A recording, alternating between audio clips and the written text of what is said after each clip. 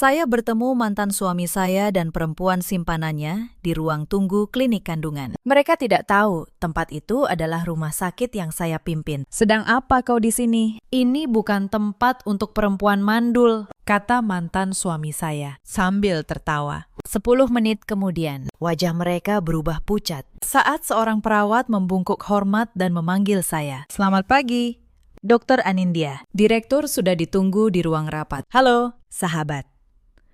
Selamat datang kembali di kanal Cerita Kita. Semoga kalian semua selalu sehat dan dilindungi. Sebelum kita lanjut, tolong tinggalkan suka dan langganan. Dan tulis di kolom komentar dari kota mana kalian mendengarkan kisah ini. Kalau sudah, mari kita mulai. Nama saya Anindya Wardani. Usia saya 34 tahun. Saya seorang dokter spesialis kandungan. Sudah 12 tahun saya bekerja di dunia medis. Dan 5 tahun terakhir, saya menjabat kepala divisi fertilitas di Rumah Sakit Bunda Kasih di kawasan Pondok Indah. Setiap hari, saya menolong perempuan menjadi ibu. Saya sudah membantu ribuan bayi lahir ke dunia. Tangan saya yang pertama menyentuh mereka. Tetapi ada satu hal yang tidak bisa saya selamatkan. Pernikahan saya sendiri. Mungkin kalian bertanya-tanya, bagaimana mungkin seorang dokter kandungan yang setiap hari berurusan dengan kehamilan dan kesuburan justru dituduh mandul oleh keluarganya sendiri? Itulah ironi terbesar dalam hidup saya. Saya yang membantu ribuan perempuan menjadi ibu,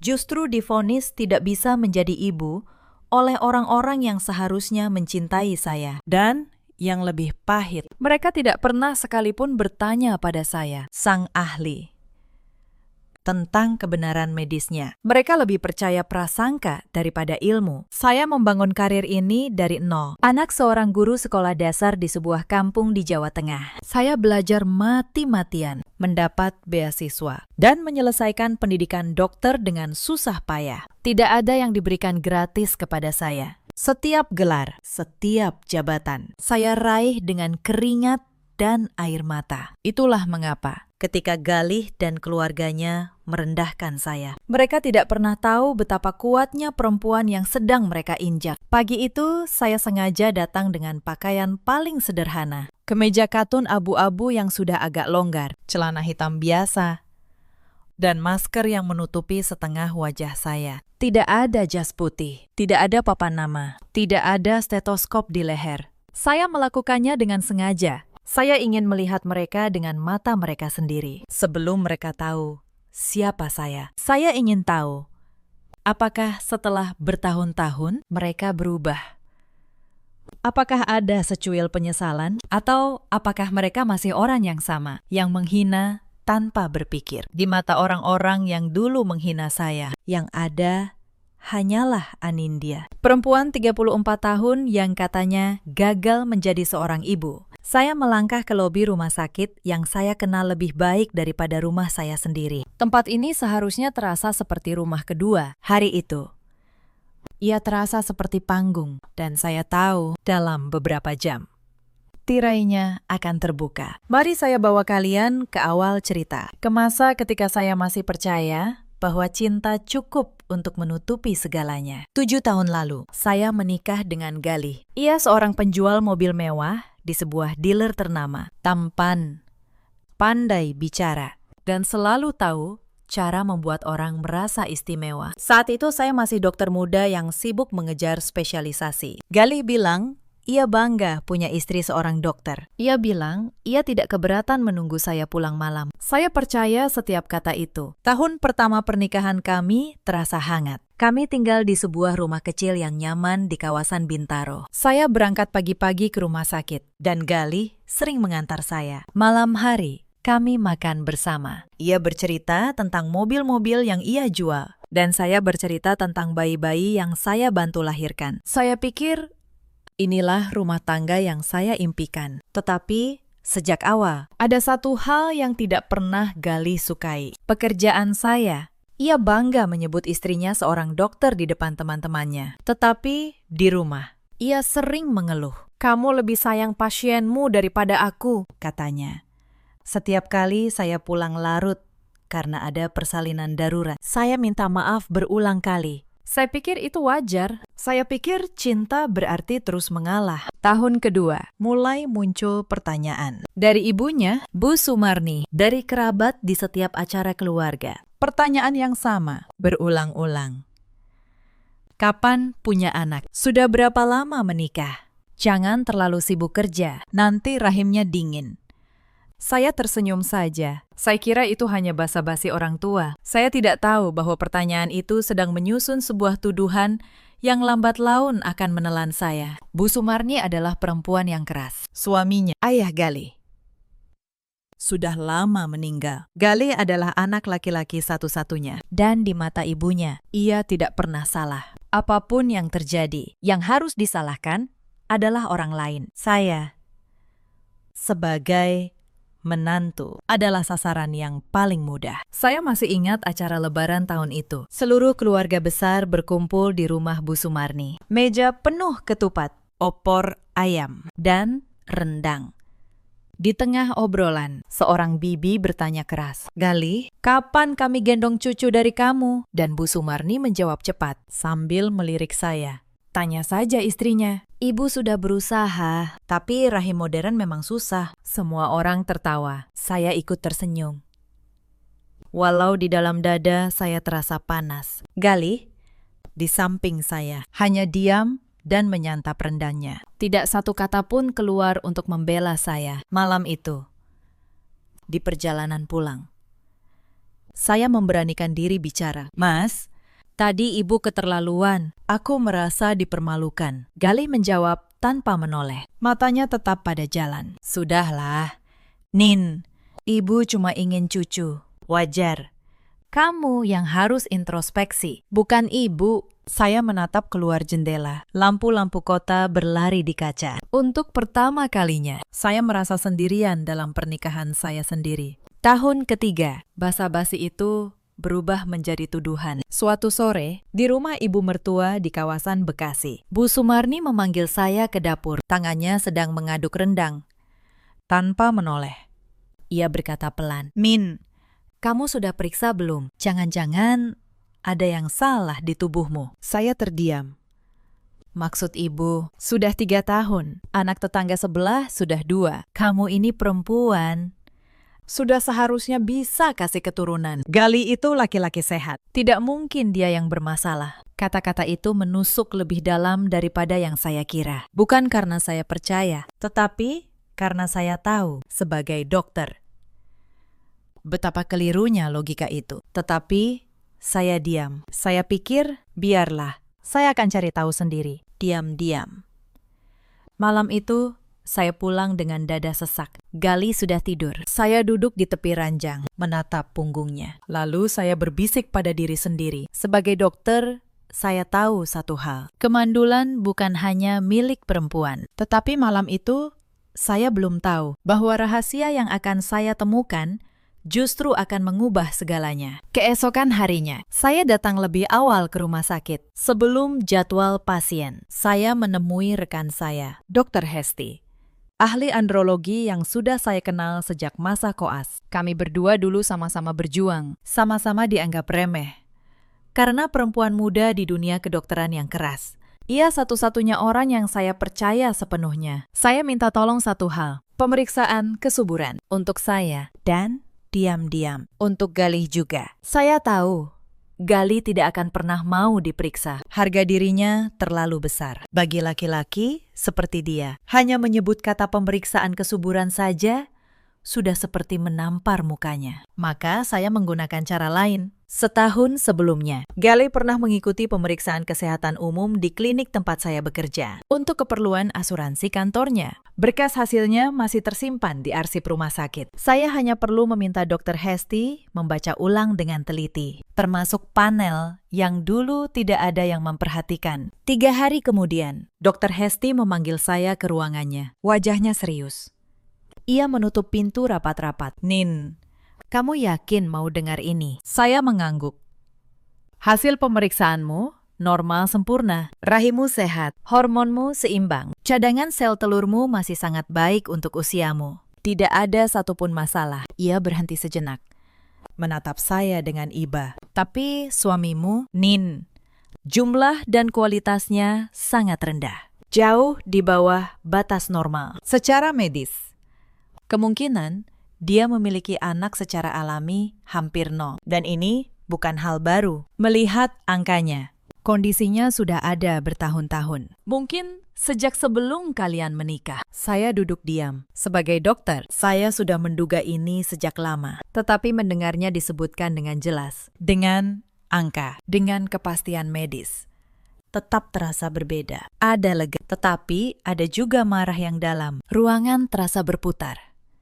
Bukan karena terkejut, tetapi karena marah yang tiba-tiba membanjiri dada saya. Selama 3 tahun, saya dituduh. Selama 3 tahun, saya menundukkan kepala di hadapan ibu mertua. Padahal, masalahnya bukan pada saya. Dr. Hesti menatap saya dengan iba. Nin, kamu mau aku bicara ke suamimu? Sebagai dokter, bukan sebagai temanmu. Saya menggeleng pelan. Belum. Hes, belum waktunya. Kalau dia tahu sekarang, dia hanya akan menyangka. Dia akan bilang, ini palsu. Atau menyalahkan aku lagi. Aku butuh momen yang tidak bisa dia bantah. Dr. Hesti mengangguk. Ia mengerti. Ia selalu mengerti. Saya mengambil amplop berisi hasil itu. Saya simpan rapat-rapat di laci paling dalam meja saya. Terkunci. Saya belum tahu kapan akan menggunakannya. Tetapi saya tahu suatu hari kertas itu akan berbicara. Malam itu saya pulang dan mencoba bicara baik-baik dengan Gali. Saya bilang, mungkin kita berdua perlu periksa bersama ke dokter. Agar adil.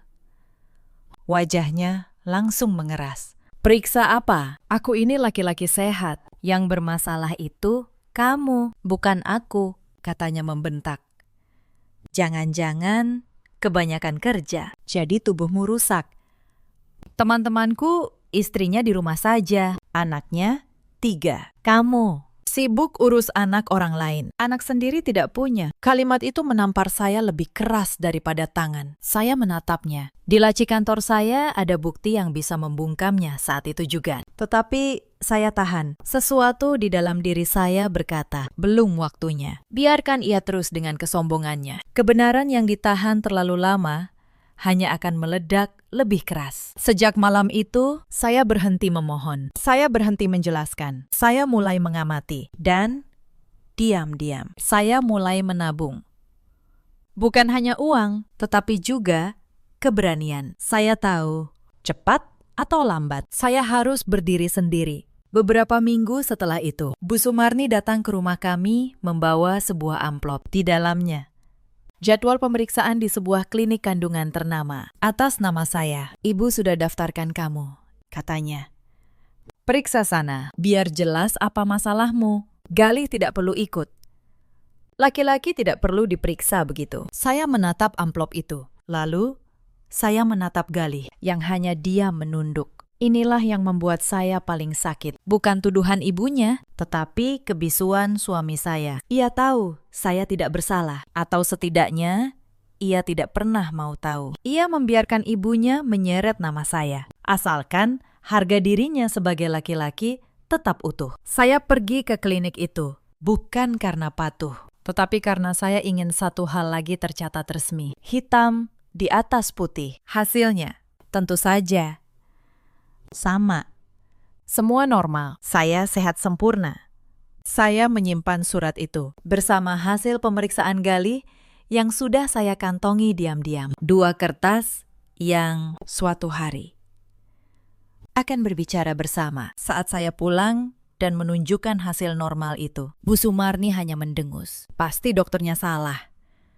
Atau kamu menyuap supaya hasilnya bagus. Pokoknya tetap kamu yang bermasalah. Logika apapun tidak akan pernah menembus kepala batu seperti itu. Saat itu, saya sadar. Saya tidak akan pernah menang dengan kata-kata. Saya hanya bisa menang dengan kebenaran yang tidak bisa dibantah siapapun. Saya tidak tahu saat itu bahwa Gali sudah punya rahasianya sendiri. Perubahan itu datang perlahan. Gali mulai pulang larut. Ia bilang ada banyak klien baru. Banyak pameran mobil di akhir pekan. Bau parfum asing kadang menempel di kemejanya. Parfum perempuan, manis dan tajam. Bukan milik saya seorang dokter. Saya terlatih membaca tanda-tanda. Tetapi terhadap suami sendiri, saya memilih buta. Saya pikir mungkin saya hanya lelah. Mungkin saya hanya curiga berlebihan. Suatu malam, ponselnya berdering di meja. Layarnya menyala. Sebuah nama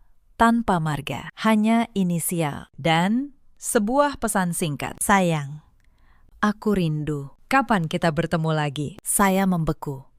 Gali segera meraih ponselnya dan memasukkannya ke saku. Itu cuma klien, katanya cepat. Terlalu cepat. Saya tidak bertanya lagi malam itu, tetapi saya mulai membuka mata. Tidak lama setelah itu, masalah uang mulai muncul. Suatu hari saya memeriksa rekening bersama kami dan menemukan saldo berkurang drastis. Hampir 50 juta rupiah hilang dalam 1 bulan. Saat saya tanya, Galih marah. Itu untuk modal usaha. Kamu tidak perlu tahu urusan laki-laki, katanya. Tetapi saya tahu dari struk-struk yang saya temukan. Uang itu mengalir ke restoran mahal, hotel, dan toko perhiasan. Bukan untuk usaha. Untuk perempuan lain, saya mulai memisahkan keuangan saya secara perlahan. Gaji saya sebagai dokter tidak kecil, dan selama ini saya tidak pernah menahan apapun dari Galih. Tetapi sejak hari itu, saya berhenti. Saya membuka rekening terpisah, dan setiap bulan saya menyisihkan untuk diri sendiri. Bukan karena serakah, tetapi karena saya mulai sadar, saya harus punya tanah pijakan sendiri. Galih bahkan sempat meminta saya menjual sebagian perhiasan warisan ibu saya. 3 batang emas yang sangat saya jaga. Dengan alasan butuh dana mendesak. Saya menolak untuk pertama kalinya dalam pernikahan kami. Ia menatap saya seolah saya orang asing. Kamu berubah, Nin, katanya.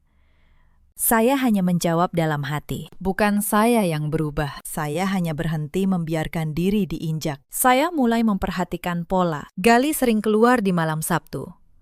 Dengan alasan menemani klien. Ia mulai lebih rapi, lebih wangi.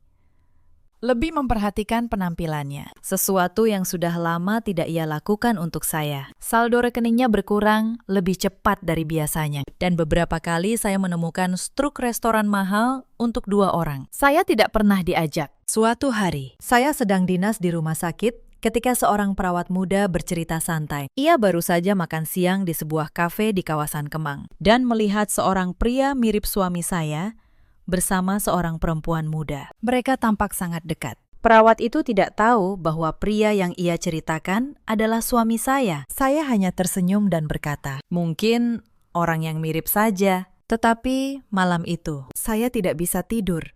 Beberapa minggu kemudian, saya secara tidak sengaja melihat sebuah pesan di ponsel Galih saat ia mandi. Sebuah foto, seorang perempuan muda tersenyum manja dengan tulisan, sayang.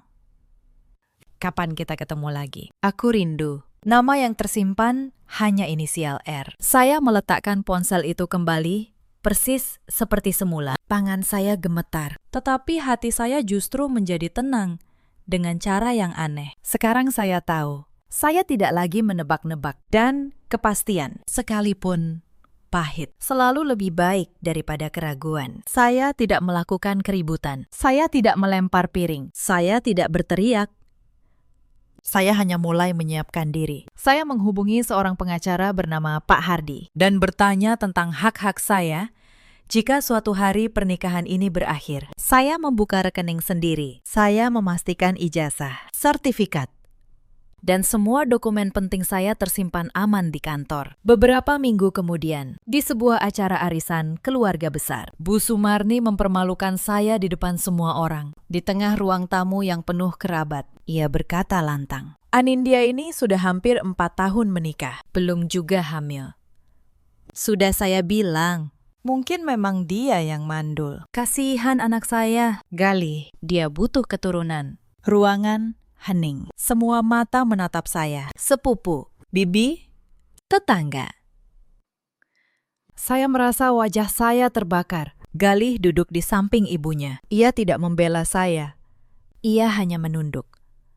Lalu berkata pelan, "Sudah, Bu, jangan di sini."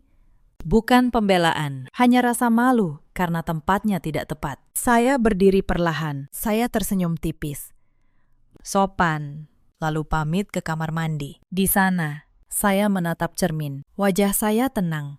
Tetapi di dalam, sesuatu sudah patah dan tidak akan pernah kembali utuh. Di kantor saya, di laci terkunci. 2 amplop hasil pemeriksaan itu masih tersimpan rapi. Saya bisa membawanya ke acara ini, melemparkannya ke meja, dan membungkam mereka semua saat itu juga. Tetapi saya tidak melakukannya, karena saya tahu jika saya melakukannya sekarang, mereka hanya akan menyangka. Mereka akan bilang hasil itu palsu atau hasil orang lain.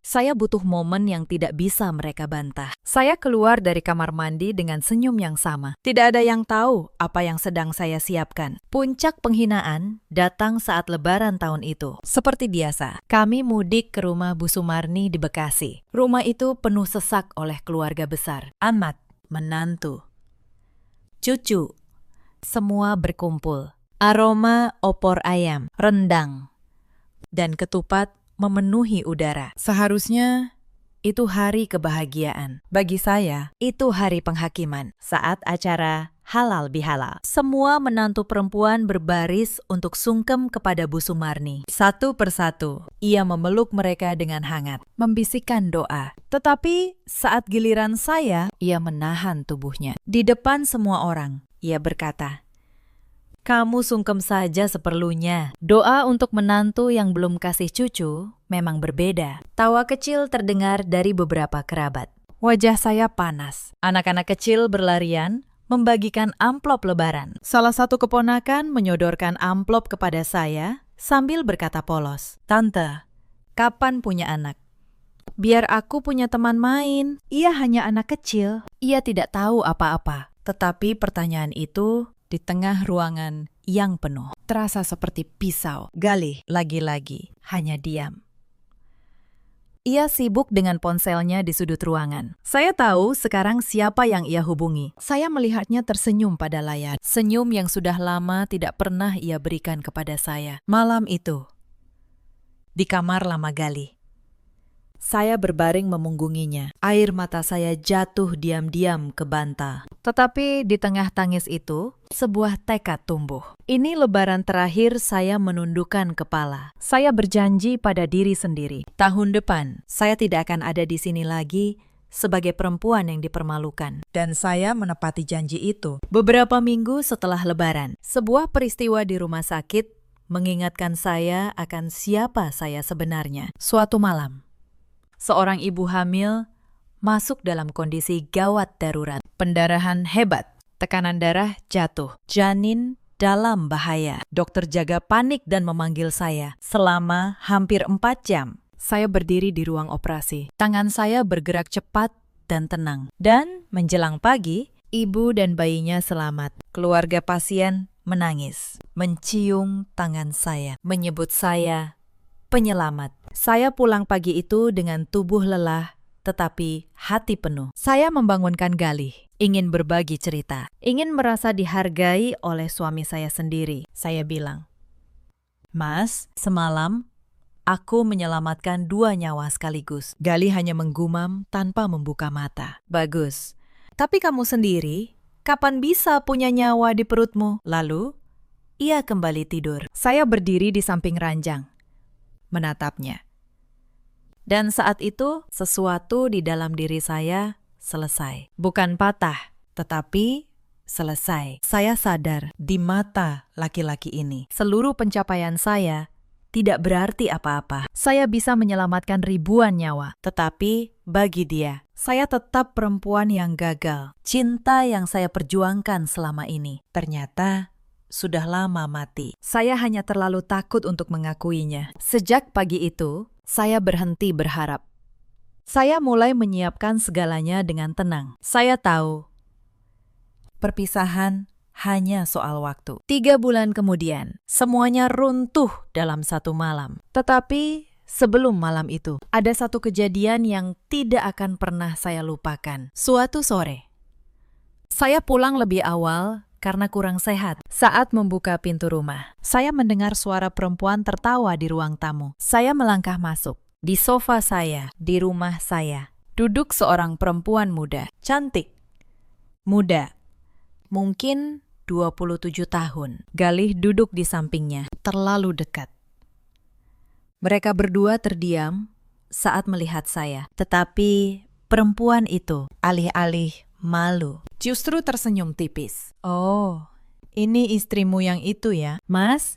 Yang katanya tidak bisa kasih anak. Saya berdiri di ambang pintu, masih dengan tas kerja di tangan. Galih tidak bangkit. Ia hanya berkata datar, "Nin, ini Renata. Sebaiknya kamu tahu sekarang saja." Saya menatap mereka berdua. Lalu saya menatap perempuan bernama Renata itu. Saya tidak berteriak. Saya tidak menangis. Saya hanya berkata pelan, "Silakan dilanjutkan. Saya akan ke kamar." Dan saya berjalan masuk, menutup pintu kamar dengan tenang. Di balik pintu itu, saya duduk di lantai, bukan karena hancur, tetapi karena lega. Sekarang semuanya jelas. Tidak ada lagi yang perlu saya pertahankan. Malam ketika surat cerai itu datang, saya sudah siap. Galih pulang dengan wajah dingin. Ia meletakkan sebuah map di meja makan. Di dalamnya, surat gugatan cerai. "Aku sudah tidak tahan, Nin," katanya. 4 tahun kita menikah. Tidak ada anak. Aku butuh keturunan. Renata sudah mengandung anakku 2 bulan. Lihat. Buktinya, aku bukan yang bermasalah. Kamulah yang mandul selama ini. Saya menatap surat itu, lalu menatapnya. Anehnya, saya tidak menangis. Saya hanya merasa dingin. Sangat dingin. Dan tenang. Saya hampir tertawa. Di kantor saya, hasil pemeriksaan itu masih tersimpan rapat di laci terkunci. Saya tahu, secara medis, hampir mustahil Galih membuat seorang perempuan hamil. Jika benar Renata mengandung, maka anak itu hampir pasti bukan anaknya. Tetapi, saya tidak mengatakan apapun. Saya hanya mengangkat pena. "Baik," kata saya. Aku tanda tangan. Galih terkejut. Ia mengira saya akan menangis, memohon, berlutut di kakinya. Tetapi saya menandatangani surat itu dengan tangan yang tenang. Saya hanya minta satu hal. Tidak ada gonogini. Tidak ada tuntutan harta. Saya keluar dari rumah itu hanya dengan koper dan martabat saya. Saya tidak ingin sepeser pun dari laki-laki yang sudah memandang rendah saya. Saat saya mengemasi barang malam itu, Galih berdiri di pintu kamar, menonton. "Kamu tidak akan bisa apa-apa tanpa aku, Min," katanya. Perempuan mandul, sudah tua pula. Siapa yang mau? Saya menutup koper saya. Saya berdiri tegak. Kita lihat saja nanti. "Mas," kata saya. Hanya itu.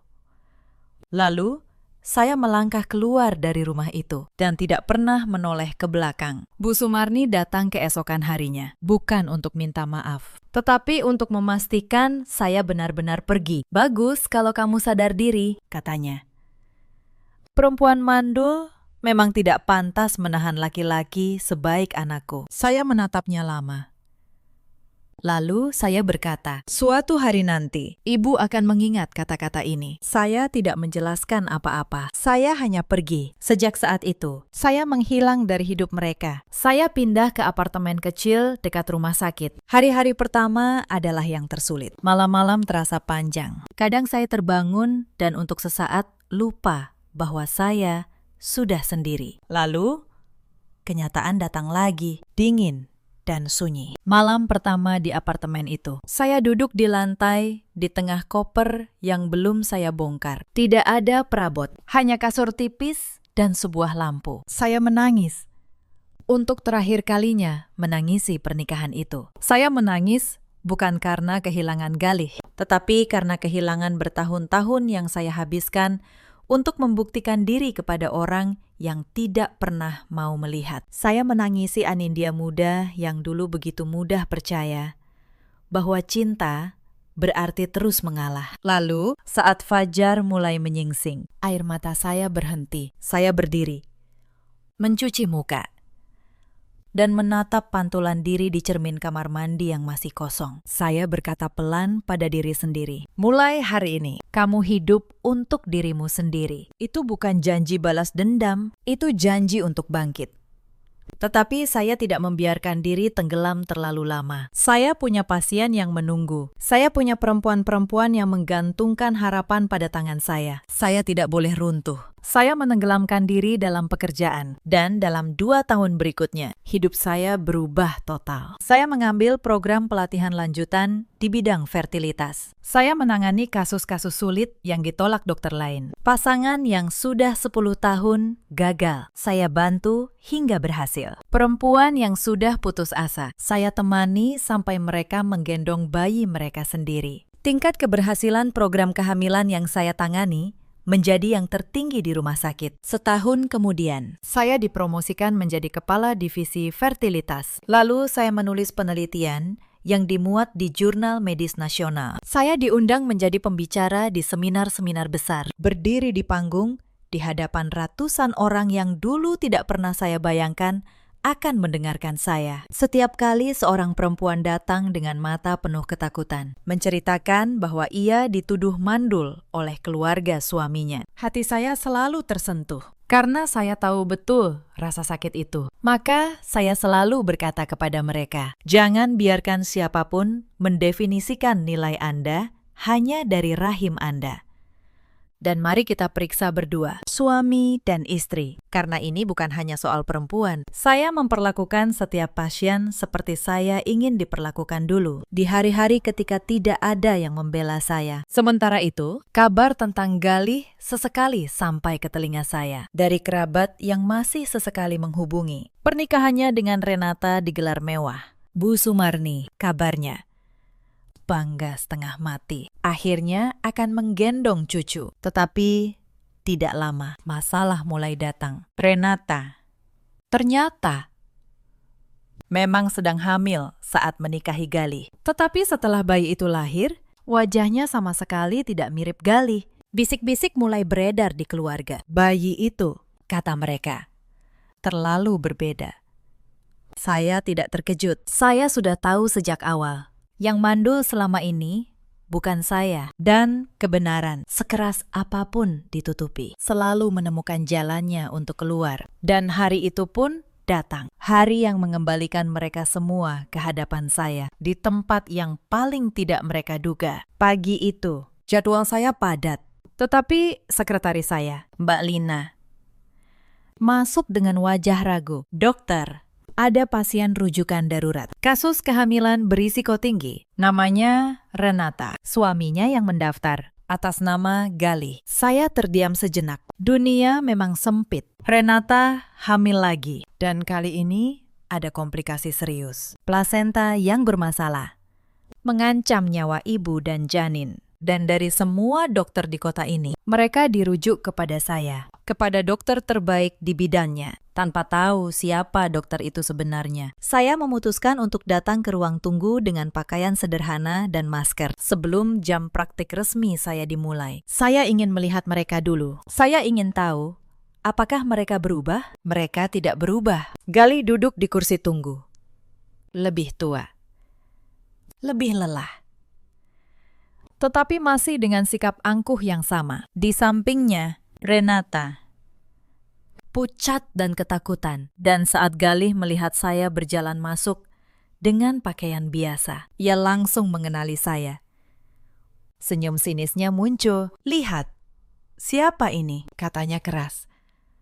Agar orang-orang di ruang tunggu mendengar. Mantan istriku. Sedang apa kau di rumah sakit kandungan? Nin. Ini bukan tempat untuk perempuan mandul sepertimu. Renata ikut tertawa kecil. Beberapa orang di ruang tunggu menoleh. Sebagian dengan tatapan iba kepada saya. Sebagian dengan rasa ingin tahu. Saya berdiri diam, menatap mereka dari balik masker. Saya tidak menjawab. Saya tidak perlu. Saya hanya berpikir. Betapa kecilnya dunia. Dan betapa besarnya kesombongan seorang laki-laki yang bahkan tidak tahu di gedung siapa ia sedang berdiri. Ia mengira sedang mempermalukan saya untuk yang kesekian kali. Ia tidak tahu.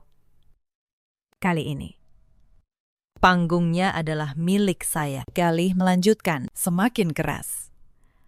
Menikmati perhatian orang-orang. Dulu, dia istriku. Tidak bisa kasih anak, jadi aku ceraikan.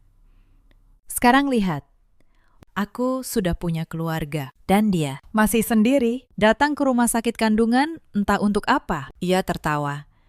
Saya tetap diam, karena saya tahu dalam hitungan menit. Setiap kata yang baru saja ia ucapkan akan berbalik menjadi cambuk bagi dirinya sendiri. 10 menit kemudian, suasana berubah. Mbak Lina datang tergesa, membungkuk hormat. Selamat pagi. Dokter Anindya, direktur menunggu. Pasien rujukan Ibu Renata sudah disiapkan di ruang Anda. Wajah Galih membeku. Senyum Renata menghilang seketika. Saya melepas masker perlahan. Selamat pagi, kata saya tenang. Saya Dr. Anindya Wardani, Kepala Divisi Fertilitas dan Kandungan rumah sakit ini. Dan tampaknya sayalah satu-satunya dokter di kota ini yang bisa menyelamatkan nyawa istrimu dan kandungannya hari ini. Ruang tunggu hening. Galih berdiri. Mulutnya terbuka, tetapi tidak ada suara keluar. Renata mencengkeram lengannya. Gemetar. Kau dokter. Galih tergagap. Sudah 12 tahun, jawab saya.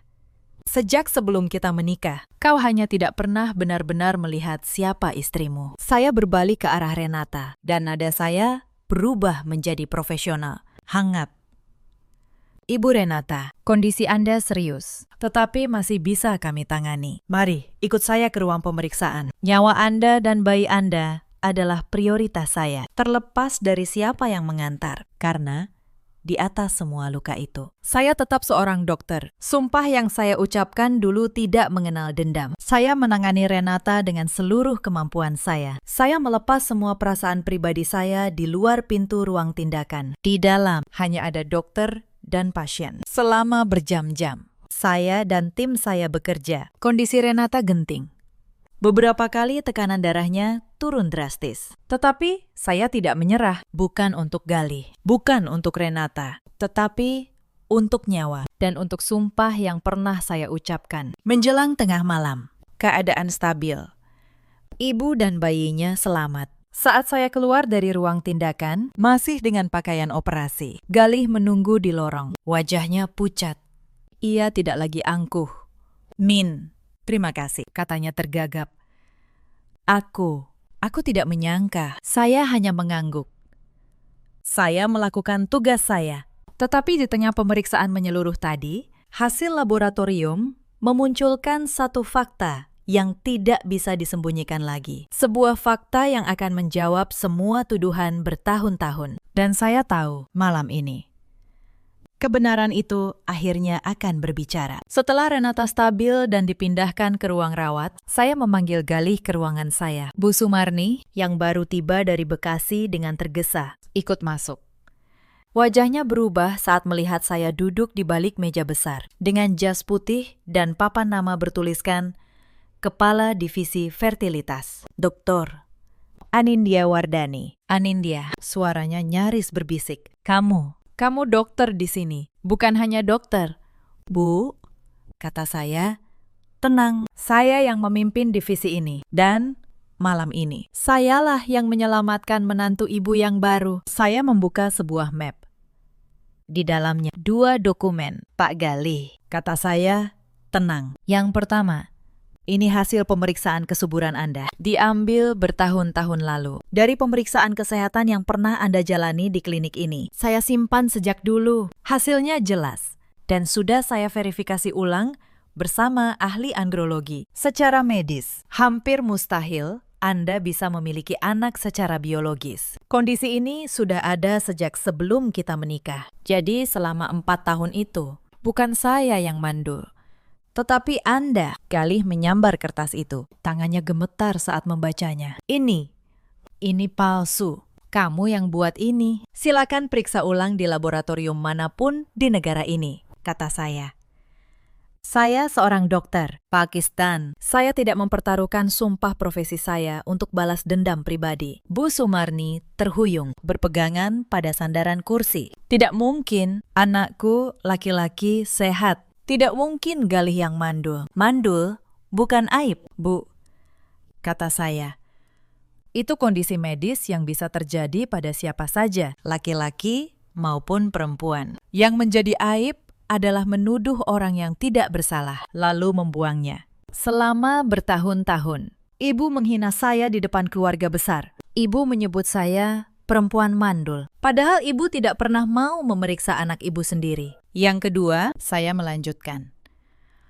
Membuka dokumen berikutnya, berkaitan dengan kondisi medis yang baru kami temukan malam ini, dari golongan darah dan penanda genetik. Secara medis, hampir mustahil anak-anak yang dibawa Renata adalah anak biologis Anda. Pak Galih, Anda meninggalkan istri yang sehat karena tuduhan yang salah. Lalu Anda menikahi perempuan yang membawa anak orang lain ke pelukan Anda. Itu bukan kutukan dari siapapun. Itu hanya akibat dari pilihan-pilihan Anda sendiri. Galih terduduk di kursi. Kertas-kertas itu jatuh dari tangannya ke lantai. Di luar ruangan, melalui kaca, saya bisa melihat Renata yang sudah cukup pulih, terisak di kursi rodanya. Mungkin ia mendengar. Mungkin ia sudah lama tahu rahasianya sendiri akan terbongkar. Hening yang turun setelah itu lebih berat daripada apapun yang pernah saya rasakan. Renata di luar menangis tanpa suara. Bu Sumarni menatap saya. Mulutnya bergerak tanpa kata. Saya tidak menyimpan dendam, kata saya. Saya menyimpan kebenaran. Dan hari ini kebenaran itu sudah berbicara sendiri. Bukan saya yang menghukum kalian. Kalian yang menghukum diri sendiri. Sejak hari kalian memilih kebohongan daripada seorang istri yang setia. Saya berdiri. Sekarang, silahkan keluar. Istri Anda butuh istirahat. Dan saya punya pasien lain yang menunggu. Galih mencoba meraih tangan saya saat saya berjalan melewatinya. Nin, tunggu. Aku salah. Aku menyesal. Bisakah kita mulai lagi? Saya menarik tangan saya dengan lembut, tetapi tegas. Tidak ada yang bisa dimulai lagi. Pak Galih, perempuan yang dulu Anda hina sudah lama mati. Yang berdiri di hadapan Anda sekarang adalah orang lain. Seseorang yang Anda tidak akan pernah bisa miliki. Bu Sumarni mencoba bicara di pintu. Suaranya kini lirih. Kehilangan semua keangkuhannya. Nin, Ibu minta maaf. Selama ini ibu salah. Ibu yang mendorong Galih meninggalkanmu. Ibu yang menghasut. Maafkan ibu. Saya menatapnya. Tidak ada amarah di dada saya. Hanya rasa lelah yang tenang. Maaf.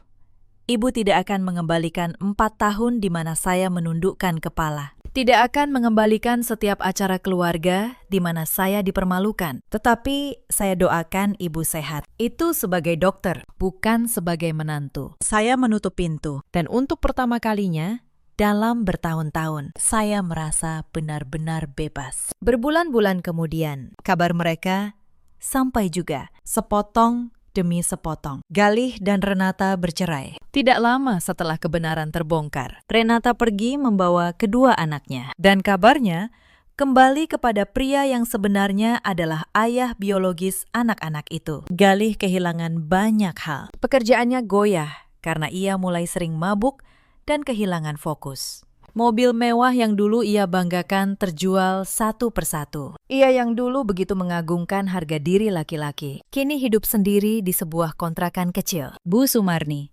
kabarnya, sering datang ke rumah kerabat sambil menangis, menyesali lidahnya yang dulu begitu tajam. Impiannya menggendong cucu kandung tidak pernah terwujud. Cucu yang ia kira darah dagingnya. Ternyata bukan. Itu adalah luka yang ia ciptakan sendiri. Beberapa kali ia mencoba menghubungi saya, hanya untuk meminta maaf sekali lagi. Saya tidak pernah mengangkatnya. Bukan karena dendam, tetapi karena saya tahu sebagian luka lebih baik dibiarkan tertutup oleh waktu, bukan dibuka lagi oleh kata-kata. Saya tidak ikut campur. Saya tidak perlu. Saya tidak pernah mendoakan keburukan menimpa mereka. Hidup punya cara sendiri menyeimbangkan timbangannya. Apa yang kita tanam, suatu hari akan kita tuai. Itu bukan kutukan saya, itu hukum yang berlaku untuk semua orang, termasuk untuk saya. Saya melanjutkan hidup. Saya membeli rumah kecil sendiri. dengan keringat saya sendiri. Saya menanam bunga di halaman, sesuatu yang dulu tidak pernah sempat saya lakukan. Pagi hari saya menyeduh kopi, membaca,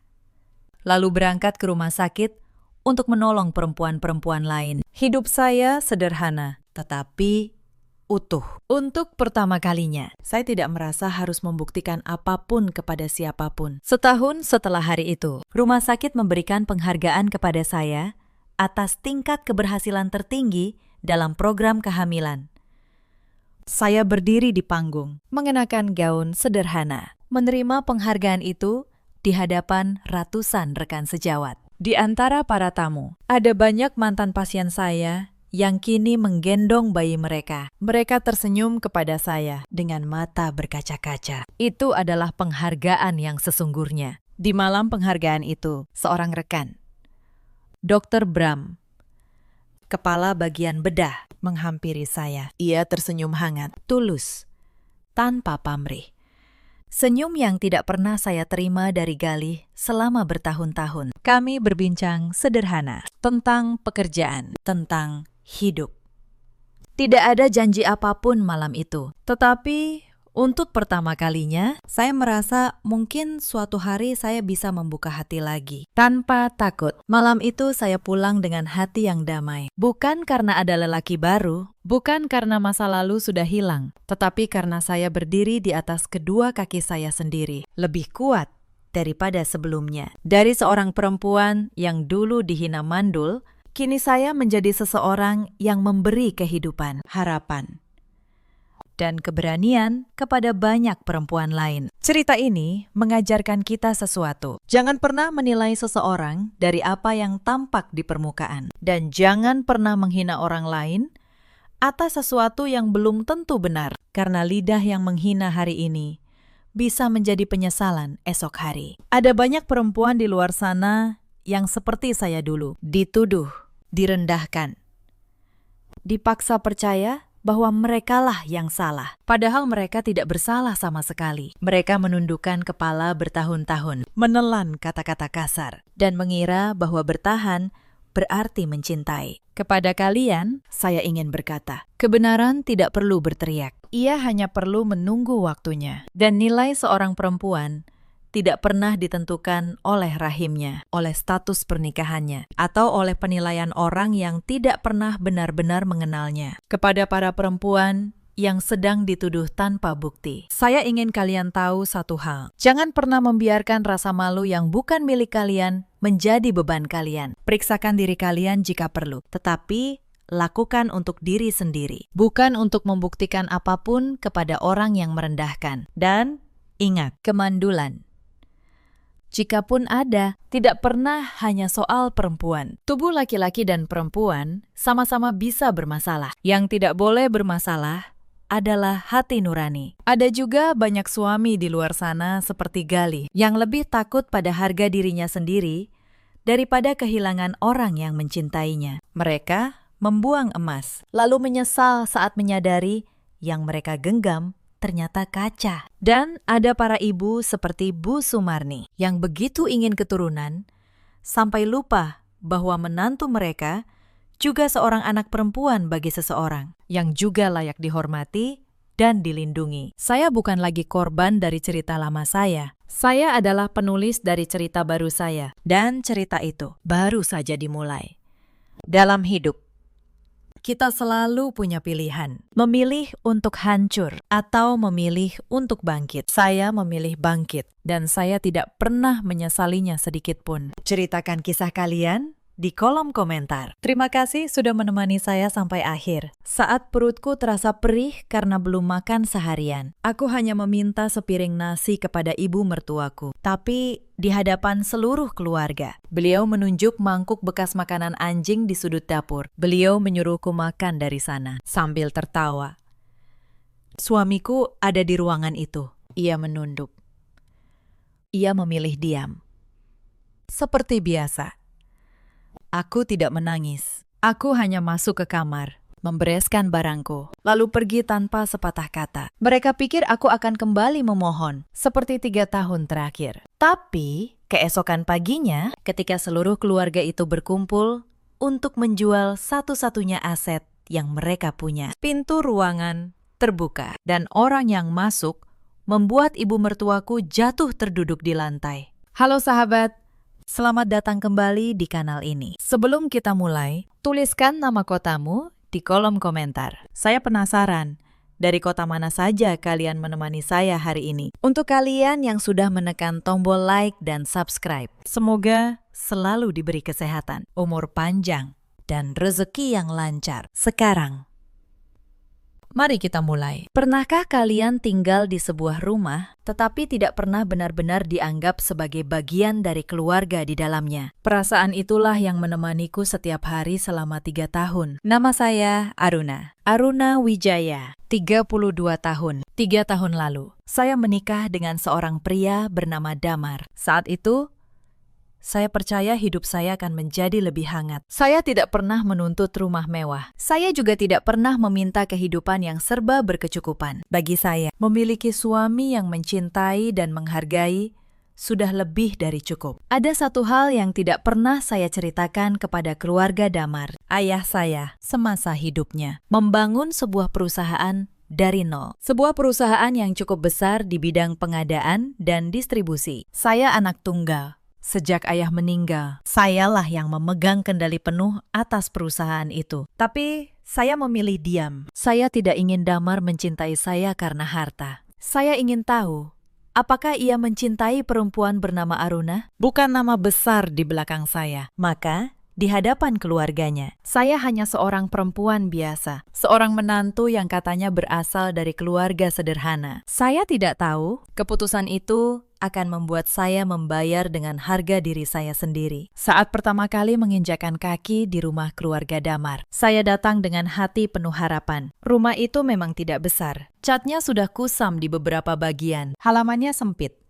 dipenuhi pot bunga yang sebagian besar layu. Namun saya tidak mempermasalahkannya. Yang saya lihat saat itu adalah tempat untuk membangun keluarga. Tempat saya berharap mendapat seorang ibu kedua. Sayangnya, harapan itu tidak bertahan lama. Ibu mertuaku bernama Sulastri. Beliau berusia 60 tahun. Pada minggu-minggu pertama, semuanya masih terlihat baik-baik saja. Bu Sulastri memang tidak terlalu ramah, tapi saya menganggap itu hanya soal waktu. Saya pikir, mungkin beliau masih menyesuaikan diri dengan kehadiranku. Saya berusaha menghormatinya. Setiap pagi saya bangun lebih awal untuk membantu memasak. Saya membersihkan rumah tanpa diminta. Saya mencuci. Saya menyetrika semua baju keluarga. Bahkan setiap pagi saya menyiapkan teh hangat untuk Bu Sulastri sebelum beliau bangun. Saya melakukannya dengan tulus, bukan karena terpaksa, bukan karena ingin dipuji. Saya hanya ingin diterima. Namun ternyata semakin baik saya bersikap, semakin rendah pula saya diperlakukan. Di rumah itu ada juga adik Damar, namanya Rena. Usianya 29 tahun. Sejak awal, Rena memandangku seperti orang asing yang menumpang. Setiap kali Bu Sulastri mengomel, Rena akan ikut menambahi. Mereka berdua seperti satu suara yang tak pernah puas. Awalnya hanya hal-hal kecil. Saat saya memasak, Bu Sulastri akan mencari kesalahan sekecil apapun. Kalau masakan kurang asin, beliau mengomel sepanjang hari. Kalau terlalu asin, beliau bilang, saya tidak becus menjadi istri. Kalau sayur yang saya beli tidak sesuai keinginannya, beliau membandingkan saya dengan menantu tetangga. Menurutnya, semua perempuan lain selalu lebih baik daripada saya. Saya mencoba bersabar. Saya selalu mengingat nasihat ibu saya sebelum menikah. Ibu pernah berkata, kehidupan rumah tangga tidak selalu mudah. Kadang kita harus mengalah agar keadaan tetap damai. Karena itu, saya terus menahan diri. Saya menelan semua perkataan yang menyakitkan dari mulut Bu Sulastri. Hari demi hari berlalu. Bulan demi bulan berganti. Lalu perlahan saya menyadari sesuatu. Saya bukan dianggap anggota keluarga. Saya hanya dianggap orang yang mengurus rumah. Setiap pagi, sebelum matahari terbit, saya sudah berada di dapur. Saya memasak sarapan. Setelah itu, saya menyapu seluruh rumah, mengepel lantai, mencuci pakaian, menyetrika, membersihkan kamar, merapikan halaman, membuang sampah, menyiapkan makan siang. Semua itu saya lakukan seorang diri. Bu Sulastri hampir tidak pernah membantu. Beliau lebih sering duduk di ruang tamu, menonton televisi, atau berbincang dengan tetangga. Rena bahkan tidak pernah mengangkat satu piring pun. Dan Damar, suami yang dulu berjanji akan menjadi tempat saya bersandar. Damar memilih menjadi penonton. Awalnya saya berpikir Damar hanya tidak enak hati kepada ibunya. Saya mencoba memahami. Saya bilang pada diri sendiri, mungkin ia butuh waktu. Tapi waktu berlalu dan diamnya berubah menjadi kebiasaan. Setiap kali ibunya merendahkanku, Damar akan pura-pura sibuk dengan ponselnya. Atau ia keluar rumah dengan alasan ada urusan. Suatu malam, saya memberanikan diri bicara. Saya bilang pelan, "Mas, tolong bicara dengan ibu. Aku lelah." "Mas?" Damar menatap saya sebentar. Lalu ia menjawab, "Sudahlah. Run, ibu sudah tua. Mengalah saja. Kamu kan istri yang baik." Kalimat itu terdengar seperti pujian, tapi sebenarnya itu adalah cara halus untuk mengunci saya. Mengalah saja. Seolah seluruh beban itu memang sudah seharusnya saya pikul sendiri. Malam itu, saya tidak bisa tidur. Saya berbaring memandang langit-langit kamar. Saya teringat kantor saya. Saya teringat ruangan luas di lantai paling atas gedung perusahaan. Tempat puluhan orang memanggil saya dengan hormat. Di sana, satu kata dari saya bisa menggerakkan banyak hal. Tapi di rumah ini, saya bahkan tidak punya hak untuk meminta sepiring nasi tanpa dihina. Saya sempat berpikir untuk membuka semuanya, mengatakan siapa saya sebenarnya. Tapi setiap kali niat itu muncul, sebuah suara di dalam diri saya berkata, kalau mereka berubah baik hanya setelah tahu kamu kaya, itu bukan cinta, itu hanya hitungan.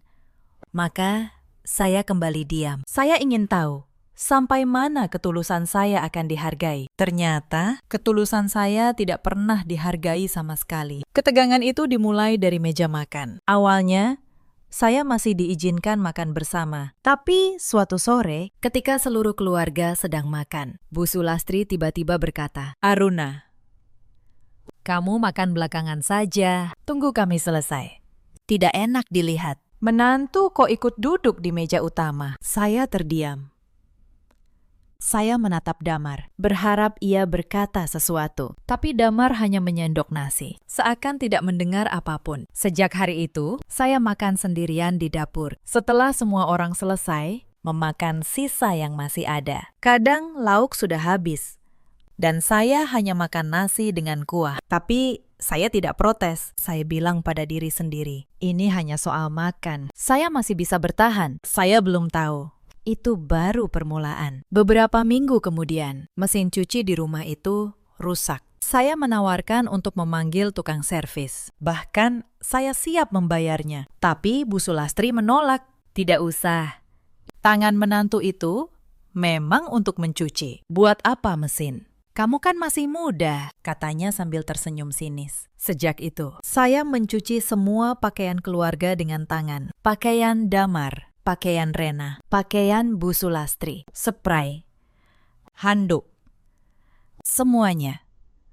Setiap hari, tangan saya menjadi kasar dan perih. Tapi yang lebih perih adalah saat Rena dengan sengaja melempar pakaian kotornya ke lantai kamar mandi. Lalu berkata, "Cuci yang bersih ya, Mbak. Jangan seperti kemarin. Mesin cuci itu, saya tahu, sebenarnya tidak benar-benar rusak parah. Tapi tidak ada gunanya saya menjelaskan. Di rumah ini, kebenaran tidak pernah berpihak kepada saya. Lalu, masalah uang pun datang. Selama ini, saya memang menyimpan sebagian uang untuk keperluan pribadi. Uang itu sebenarnya jumlahnya jauh lebih besar dari yang mereka bayangkan. Tapi saya menyimpannya di rekening yang tidak pernah saya tunjukkan. Yang saya bawa ke rumah hanya uang secukupnya. Suatu hari, uang di laci kamar saya berkurang, bukan jumlah besar. Hanya beberapa ratus ribu. Tapi saya tahu persis berapa yang saya simpan. Saat saya bertanya dengan hati-hati, Bu Sulastri langsung naik pitam. "Kamu menuduh keluarga ini mencuri. Dasar menantu tidak tahu diuntung, sudah ditampung di rumah ini. Masih berani menghitung uang," bentaknya. Damar, yang saat itu pulang kerja, hanya berkata, "Run, sudah. Cuma uang. Tidak usah ribut, cuma uang.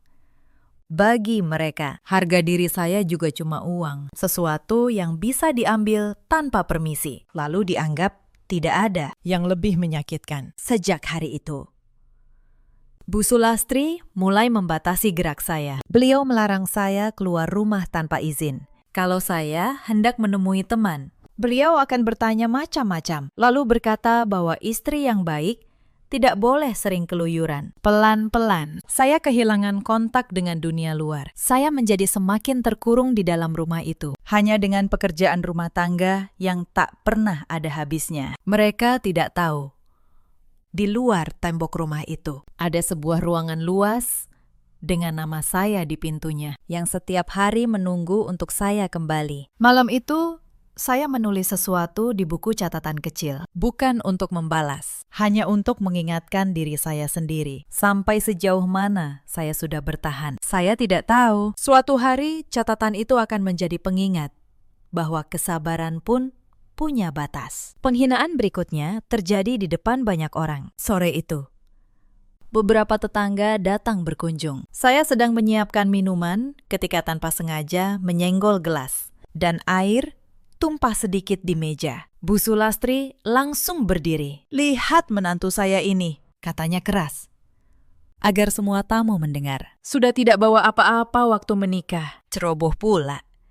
Untung anak saya mau menerima perempuan seperti ini. Coba kalau bukan keluarga kami, mana ada yang sudi. Para tetangga tertawa kecil. Sebagian menatapku dengan kasihan. Saya berdiri di sana, menahan panas di mata saya, sambil terus mengelap meja. Saya tidak menjawab, karena saya tahu, apapun yang saya katakan hanya akan memperburuk keadaan. Hari itu saya pulang ke kamar dengan satu pertanyaan di kepala. Untuk apa saya bertahan? Tapi setiap kali saya menatap foto pernikahan saya dengan Damar, saya masih berharap mungkin ia akan berubah. Mungkin esok lebih baik. Esok tidak pernah lebih baik. Lebaran tahun itu menjadi luka yang lain. Seluruh keluarga besar berkumpul. Saya memasak sejak subuh. Opor, rendang, ketupat. Semuanya saya siapkan untuk 20 lebih orang. Saya bekerja tanpa henti hampir sepanjang hari. Sementara Rena hanya sibuk berfoto dengan baju barunya. Saat tradisi bagi-bagi amplop lebaran tiba, Bu Sulastri membagikan THR kepada semua menantu dan cucu. Saya berdiri di barisan, menunggu. Bukan karena saya butuh uangnya, saya hanya ingin merasa dianggap satu kali saja. Tapi ketika giliran saya, Bu Sulastri melewati saya begitu saja. "Kamu kan sudah dapat tempat tinggal gratis di sini. Itu sudah lebih dari cukup," katanya. Saya hanya tersenyum tipis. Saya bilang, "Iya, Bu, tapi di dalam dada sesuatu mulai retak, pelan, tapi dalam." Beberapa minggu setelah Lebaran, sebuah vas keramik tua di ruang tamu pecah. Vas itu, kata Bu Sulastri, adalah peninggalan mendiang ayah Damar. Saat itu, saya sedang berada di pasar. Yang ada di rumah hanya Rena. Tapi ketika saya pulang, semua mata menatap saya. "Pasti kamu yang memecahkannya waktu bersih-bersih tadi pagi," tuduh Bu Sulastri tanpa bukti. Saya berkata pelan, "Bu, tadi pagi vas itu masih utuh. Saya bahkan tidak menyentuhnya. Jadi sekarang kamu menuduh Rena, anak kandung saya sendiri." Suaranya meninggi. Rena hanya menunduk, diameter, membiarkan tuduhan itu jatuh ke pundak saya. Dan Damar lagi-lagi berkata, "Run, minta maaf saja sama ibu, biar cepat selesai." Saya meminta maaf untuk sesuatu yang tidak saya lakukan. Saya menelan tuduhan itu seperti saya menelan semua yang lain. Tapi malam itu, untuk pertama kalinya, saya tidak menangis karena sedih. Saya menangis karena marah. Marah pada diri saya sendiri yang terus bertahan di tempat yang tak pernah menginginkan saya. Saya mulai merindukan kantor saya. Saya mulai merindukan diri saya yang dulu. Perempuan yang berjalan dengan kepala tegak, yang dihormati, karena kemampuannya, bukan dihina karena kesabarannya. Tapi penghinaan itu belum berhenti. Suatu hari, saya jatuh sakit. Demam tinggi membuat tubuh saya menggigil. Saya hampir tidak bisa bangun dari tempat tidur. Pagi itu, untuk pertama kalinya, saya tidak memasak. Saya hanya berbaring lemah di kamar. Bukannya menanyakan keadaan saya, Bu Sulastri justru menggedor pintu kamar. "Aruna, bangun. Memangnya siapa yang akan menyiapkan sarapan? Kamu pikir bisa bermalas-malasan di rumah ini? Sakit sedikit saja, sudah banyak gaya," teriaknya dari luar. Saya memaksa diri bangun, dengan kepala yang berputar dan tubuh yang lemas. Saya tetap berjalan ke dapur. Saya memasak sambil berpegangan pada meja agar tidak jatuh. Tidak ada satu orang pun yang menawarkan bantuan. Damar bahkan sudah berangkat kerja tanpa menengok keadaan saya. Di hari itu, saya menyadari sesuatu yang menyakitkan. Di rumah ini, saya bukan manusia. Saya hanya alat. Alat yang harus selalu berfungsi dan akan dimarahi ketika rusak. Beberapa hari setelah saya sembuh, datang penghinaan lain yang lebih dalam. Sepupu Damar menikah. Seluruh keluarga diundang ke pesta pernikahan itu. Pagi harinya, saya sudah bersiap. Mengenakan satu-satunya baju bagus yang saya punya. Tapi Bu Sulastri menahan saya di depan pintu. "Mau kemana kamu?" tanyanya. "Ke pesta, Bu. Kan kita semua diundang," jawab saya. Bu Sulastri tertawa mengejek. "Kamu ikut ke pesta keluarga. Yang ada, nanti kamu memalukan kami. Lebih baik kamu di rumah saja. Bersih-bersih. Nanti sepulang pesta, rumah harus sudah rapi dan makan malam sudah siap." Saya berdiri di sana dengan baju terbaik saya, sementara seluruh keluarga berangkat tanpa saya. Saya melepas baju itu pelan-pelan, lalu menggantinya dengan baju kerja rumah. Hari itu, saya membersihkan rumah sambil menahan air mata. Bukan karena saya ingin pergi ke pesta, tapi karena saya merasa benar-benar tidak dianggap, bahkan sebagai manusia biasa. Saya mulai merindukan kantor saya lagi. Saya merindukan dunia di mana saya dihormati. Dan saya bertanya pada diri sendiri, sampai kapan saya harus menukar harga diri saya dengan harapan yang tak pernah terwujud? Lalu datanglah hari yang menghancurkan sisa kesabaran saya sepenuhnya. Hari itu saya bangun dalam keadaan kurang sehat. Kepala saya pusing, badan saya lemas. Tapi saya tetap bangun pagi, memasak, membersihkan rumah seperti biasa, sampai sore. Saya belum sempat makan sesuap pun. Perut saya perih. Pandangan saya mulai berkunang. Saat itu, seluruh keluarga sedang berkumpul di ruang makan. Ada Bu Sulastri, ada Rena, ada Damar. Bahkan, ada beberapa kerabat yang sedang berkunjung. Di atas meja, makanan masih banyak tersisa. Saya mendekat. Dengan suara pelan, saya berkata, "Bu, maaf. Saya belum makan dari pagi. Bolehkah saya minta sedikit nasi?" Ruangan itu hening sejenak. Lalu Bu Sulastri menoleh kepada saya. Beliau tersenyum. Tapi senyum itu dingin. Beliau menunjuk ke sudut dapur. Di sana ada sebuah mangkuk plastik kotor, bekas tempat makan anjing peliharaan keluarga. Mangkuk itu belum dicuci sejak pagi. "Kalau lapar, makan saja dari situ," kata Bu Sulastri. "Menantu seperti kamu memang cocoknya makan dari mangkuk itu. Tidak usah belaga, kamu tidak ada bedanya dengan binatang peliharaan di rumah ini." Kerabat yang lain tertawa. Rena ikut tertawa, menutup mulutnya dengan tangan. Suara tawa itu memenuhi ruangan. Saya berdiri di sana, membeku. Saya menatap mangkuk itu. Lalu, saya menatap Damar, suami saya. Pria yang dulu berlutut melamar saya. Pria yang berjanji akan menjaga saya seumur hidup. Damar menunduk. Ia menatap piringnya. Ia tidak berkata apa-apa. Ia bahkan tidak berani menatap mata saya. Dan di saat itulah, sesuatu di dalam diri saya berhenti. Bukan hancur, justru sebaliknya. Sesuatu menjadi sangat jernih, sangat tenang. Saya tidak menangis. Saya tidak membentak. Saya hanya menarik napas. Lalu berkata dengan suara yang sangat pelan, "Terima kasih, Bu. Hari ini saya belajar banyak." Saya berbalik. Saya masuk ke kamar. Saya mengeluarkan koper saya dengan tenang. Saya melipat pakaian saya satu persatu. Saya mengambil dokumen-dokumen penting yang selama ini saya simpan rapat. Saya tidak terburu-buru. Tangan saya tidak gemetar. Damar masuk ke kamar. Ia melihat koper itu. Run, kamu mau apa? Jangan berlebihan. Ibu cuma bercanda, katanya. Saya menatapnya. Untuk pertama kalinya dalam 3 tahun, saya menatapnya tanpa harapan apapun. Bercanda.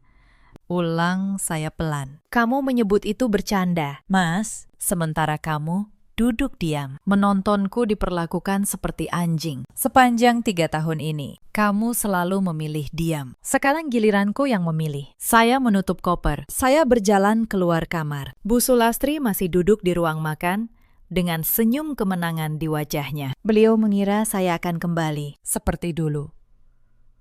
Memohon, menangis, lalu menyerah. Saya berhenti di depan pintu. Saya menoleh sebentar. Selamat tinggal, Bu, kata saya. Hanya itu. Lalu, saya melangkah keluar. Pergi tanpa menoleh lagi. Di luar, langit mulai gelap. Udara terasa dingin. Tapi untuk pertama kalinya dalam 3 tahun, saya bisa bernapas. Saya mengeluarkan ponsel saya. Saya menelepon satu nomor yang sudah lama tidak saya hubungi dari rumah itu. Pak Bram, kata saya. Maaf mengganggu malam-malam, besok pagi.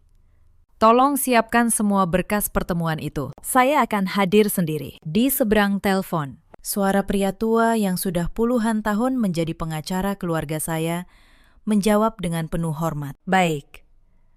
Bu Aruna, semua sudah siap. Mobil akan menjemput Anda. Mereka tidak tahu malam itu bahwa hidup mereka sedang berada di ambang perubahan yang tidak akan pernah mereka bayangkan. Malam itu, sebuah mobil hitam sudah menunggu di ujung gang. Mobil itu terlihat mencolok di antara kendaraan lain di lingkungan sederhana tersebut. Pintunya terbuka, dan saya masuk. Di dalam, Pak Bram sudah menunggu dengan map tebal di pangkuannya. Saya masih bisa melihat rumah Bu Sulastri dari kaca jendela. Rumah yang selama 3 tahun menjadi saksi begitu banyak luka. Lampu di ruang tamunya masih menyala. Mereka masih makan. Mereka masih tertawa. Mereka tidak tahu, perempuan yang baru saja mereka suruh makan dari mangkuk anjing, kini duduk di kursi belakang sebuah mobil, ditemani pengacara yang telah bekerja bersama mendiang ayah saya selama puluhan tahun. Bayangan mangkuk plastik kotor itu kembali muncul di benak saya. Tapi anehnya, saya tidak lagi merasa sakit. Saya hanya merasa lega, seperti seseorang yang akhirnya bangun dari mimpi buruk yang terlalu panjang. Mobil mulai bergerak menjauh. Di dalam perjalanan, Pak Bram membuka percakapan dengan hati-hati. Bu Aruna, saya harus jujur. Pertemuan besok bukan pertemuan biasa. Keluarga itu, keluarga suami Anda, sedang dalam kesulitan besar. Saya menoleh. Maksud Bapak, Pak Bram menjelaskan, selama berbulan-bulan terakhir, keluarga Damar diam-diam terlilit utang. Usaha bengkel kecil milik mendiang ayah Damar, satu-satunya aset berharga yang mereka punya, sudah lama merugi. Untuk menutupinya, mereka berutang ke sana-sini. Kini, utang itu sudah menumpuk dan mereka terancam kehilangan segalanya. Mereka sedang mencari pembeli untuk lahan dan bengkel itu. Lanjut Pak Bram.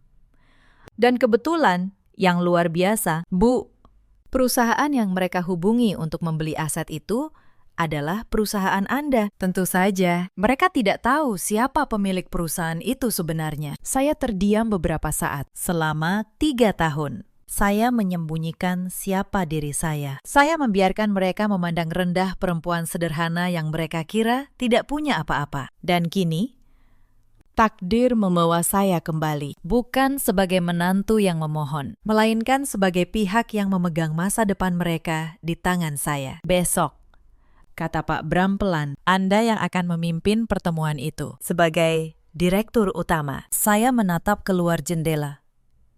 Lampu-lampu kota berkelip di kejauhan. Kalau begitu, kata saya, mari kita pastikan pertemuannya berjalan dengan baik. Malam itu saya menginap di sebuah hotel. Untuk pertama kalinya dalam 3 tahun, saya tidur di kasur yang empuk, di kamar yang tenang, tanpa harus bangun subuh untuk memasak bagi orang-orang yang membenci saya. Saya menatap langit-langit kamar.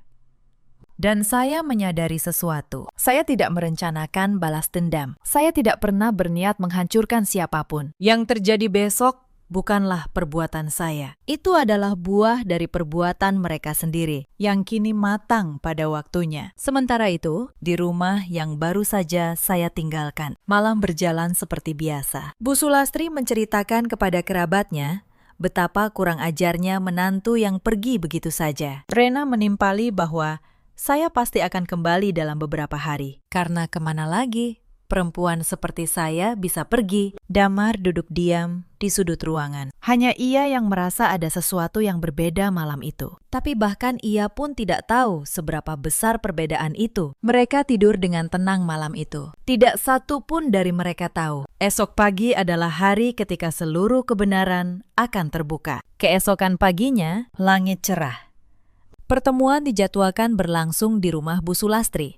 Pihak keluarga sengaja meminta agar perwakilan perusahaan datang langsung ke sana untuk melihat kondisi bengkel dan lahan. Sejak pagi, rumah itu sibuk berbenah. Bu Sulastri menyuruh Rena membersihkan ruang tamu, menata kursi, menyiapkan kue dan teh. Mereka ingin tampil sebaik mungkin di depan calon pembeli besar yang akan menyelamatkan mereka dari jeratan utang. Ingat, kata Bu Sulastri kepada Rena dan Damar, ini kesempatan terakhir kita. Direktur perusahaan itu kabarnya orang penting. Kalau pertemuan ini gagal, kita kehilangan semuanya. Jadi, bersikaplah yang sopan, jangan sampai mengecewakan. Damar mengangguk lemah. Sejak semalam, ia tidak banyak bicara. Pikirannya masih tertinggal pada koper yang dibawa istrinya pergi. Semalaman, ia tidak bisa tidur. Berkali-kali ia mencoba menelpon nomor saya, tapi tidak pernah saya angkat. Ada sesuatu yang mengganjal di hatinya, sesuatu yang tidak bisa ia jelaskan. Untuk pertama kalinya, ia merasakan betapa sunyinya rumah itu tanpa kehadiran saya. Tidak ada lagi teh hangat di pagi hari. Tidak ada lagi suara langkah yang menyiapkan sarapan sebelum subuh. Baru saat itu ia menyadari betapa banyak hal yang selama ini saya lakukan tanpa pernah ia hargai. Pukul 10, sebuah mobil hitam memasuki halaman. Mobil yang sama, yang semalam membawa saya pergi. Tapi mereka tidak menyadarinya. Mereka hanya melihat sebuah mobil mewah. Dan hati mereka dipenuhi harapan. Bu Sulastri segera berdiri menyambut. Beliau merapikan kerudungnya, memasang senyum paling ramah yang ia punya. Rena berdiri di sampingnya. Damar berdiri di belakang. Gelisah. Pintu mobil terbuka. Pak Bram keluar lebih dulu, mengenakan setelan rapi, membawa map tebal. Lalu dari sisi lain, saya keluar.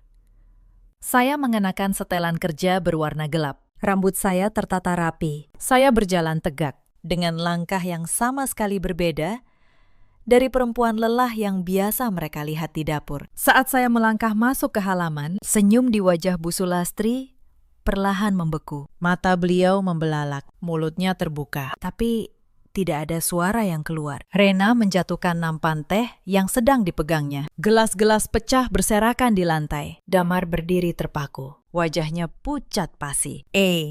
Aruna. Suara Bu Sulastri nyaris tak terdengar. Saya berhenti beberapa langkah di depan mereka. Saya menatap mereka satu persatu dengan tenang. Selamat pagi, kata saya. Saya datang mewakili perusahaan yang akan membeli aset keluarga ini. Perkenalkan. Sekali lagi.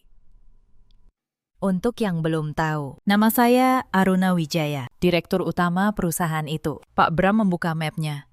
Semua berkas sudah kami siapkan, katanya kepada keluarga yang masih membatu. Ibu Aruna adalah pemilik penuh dan pengendali tunggal perusahaan ini. Perusahaan yang Anda hubungi untuk membeli bengkel dan lahan keluarga. Keheningan menyelimuti ruangan. Keheningan yang berat.